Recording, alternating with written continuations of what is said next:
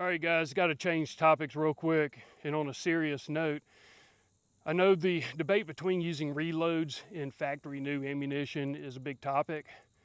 I'm not going to get into that, but I will say I'm about to show you an example of why you never use reloaded ammunition for duty or defense purposes, period. You don't do it.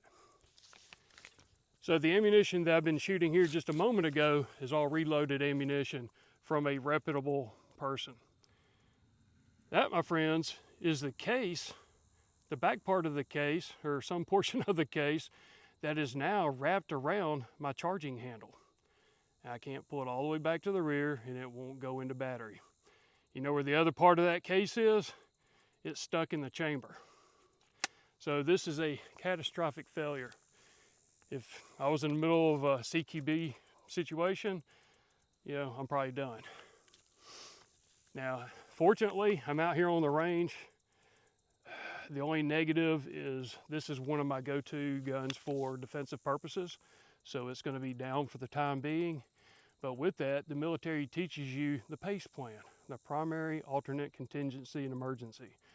This might be one of my primaries, but I do have an alternate, contingency, and emergency firearms for defensive purposes.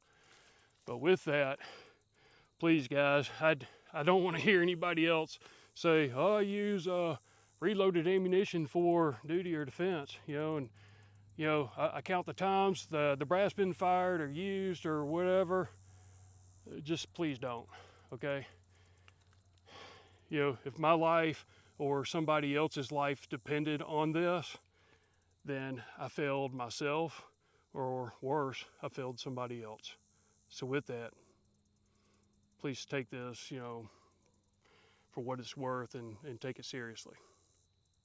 All right, guys, so I said that the casing was wrapped around the charging handle. No, that was not the case.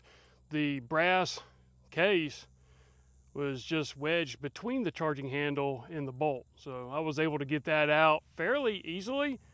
And unfortunately, I don't have a case extraction tool. However, I got something else. I got a set of fix-it sticks that I put these sticks together. I got some goon tape, and there's my case.